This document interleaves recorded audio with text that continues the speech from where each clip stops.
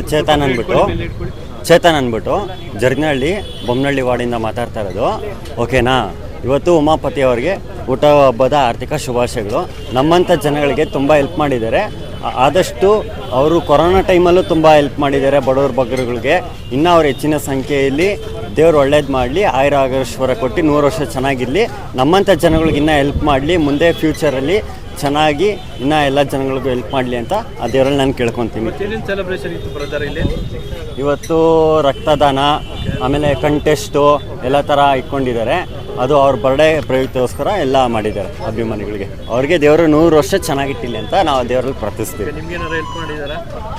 ಮಾಡಿದ್ದಾರೆ ತುಂಬ. ಅದು ಇದ್ರ ಮುಂದೆ ಬೇಡ, ನಾನು ಹೇಳ್ತೀನಿ. ಓಕೆನಾ? Okay sir, thank you. ಶುಭ ಸಂಜೆ ಎಲ್ಲರಿಗೂ.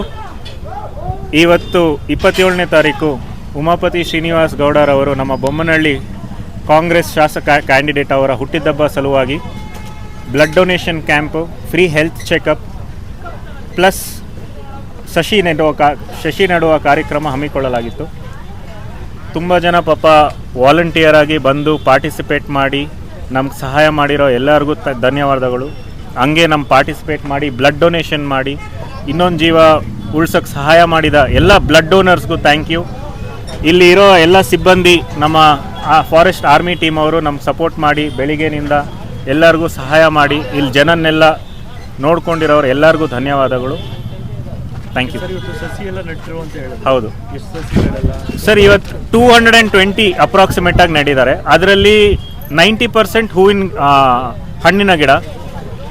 ಸುತ್ತಲೂ ಹಣ್ಣಿನ ಗಿಡ ಏನಕ್ಕೆ ನೆಡ್ತಾ ಇದ್ದೀವಿ ಅಂದರೆ ಬರ್ಡ್ ಯಾವುದೇ ಪ್ರಾಣಿಗಾಗಲಿ ಫುಡ್ ತುಂಬ ಕಡಿಮೆ ಅವೈಲೇಬಿಲಿಟಿ ಇರೋದ್ರಿಂದ ಈ ಡ್ರೈವ್ ಮಾಡ್ತಾ ಇದ್ದೀವಿ. ಎಲ್ಲೆಲ್ಲಿ ಆಗುತ್ತೋ ಅಲ್ಲೆಲ್ಲ ಹಣ್ಣಿನ ಗಿಡನೇ ನೆಡಬೇಕು ಅಂತ ಒಂದು ಚಾಲೆಂಜ್ ಆಗಿ ತೊಗೊಂಡು ಹಣ್ಣಿನ ಗಿಡನೇ 90% ನೆಟ್ಟಿದ್ದೀವಿ. ಸದ್ಯಕ್ಕೆ ಏನಿಲ್ಲ ಸರ್ ಶಿರ್ಡಿಗೆ ಹೋಗಿದ್ರು. ಸೊ ಶಿರ್ಡಿನಿಂದ ಲ್ಯಾಂಡ್ ಆಗಿದೆ 5:30. ಇಲ್ಲಿ ಡೈರೆಕ್ಟಾಗಿ ಬಂದಿದ್ದಾರೆ. ಇವಾಗ ನೆಕ್ಸ್ಟ್ ಬೊಮ್ಮನಹಳ್ಳಿ ಬ್ಲಾಕಿಗೆ ಹೋಗ್ತಾರೆ. ನನ್ನ ಹೆಸರು ಕುಮಾರ್ ಅಂತ, ಪುಟ್ಟನಹಳ್ಳಿ ವಾರ್ಡಲ್ಲಿರೋದು. ನಾನು ಅವರೆಲ್ಲ ಮಿನಿಮಮ್ ಇಲ್ಲ ಒಂದು 5 ವರ್ಷದಿಂದ ನೋಡ್ತಾ ಇದ್ದೀನಿ, ತುಂಬ ಹತ್ರದಿಂದ. ಆದರೂ ಅವ್ರು ಮಾಡ್ತಾ ಇರೋದ್ರಿಂದ ಏನಂದರೆ ತುಂಬ ಯೂತ್ರಿಗೆ ತುಂಬ ಒಂದು ಓಪಿಂದ ಹೇಳ್ಕೊಂಡು ಏನು ಬೇಕು ಅವ್ರಿಗೆ ಸಹಾಯ ಕೇಳಿಕೊಂಡು ನೀವು ಹೇಗೆ ಮಾಡಿದ್ರು ನಾನು ನಿಮ್ಮ ಜೊತೆ ಯಾವಾಗ ಇರ್ತೀನಿ ಅಂತ ಹೇಳ್ತಾಯಿದ್ರೆ ಅದೇ ಚೂರುಣ್ಣೆ. ಅವ್ರಿಗೆ one more time happy birthday ಅಣ್ಣ. ಸರ್, ಇಷ್ಟು ವರ್ಷ ನೀವು ನೋಡಿದ್ದೀರಲ್ಲ ಬರ್ತ್ಡೇ ಸೆಲೆಬ್ರೇಷನ್ ಎಲ್ಲ, ವರ್ಷನೂ ಯಾವ್ಯಾವ ಥರ ನಡೀತಾ ಇದೆ? ಯಾವ ವರ್ಷನೂ ನಡೆಯೋಂಗಿಲ್ಲ. ಈ ವರ್ಷ ಬೇಡ ಅಂತ ಹೇಳಿದರು, ಆದರೂ ಎಲ್ಲರೂ ಒಂದು ಒಪ್ಪಿಗೆಯಿಂದ ಬರಲೇಬೇಕಣ್ಣ, ಇದು ಮಾಡಬೇಕು ಅನ್ನೋದಕ್ಕೆ ಒಪ್ಕೊಂಡು ಬಂದಿದ್ದಾರೆ. ಅದಕ್ಕೆ ಸಂತೋಷ.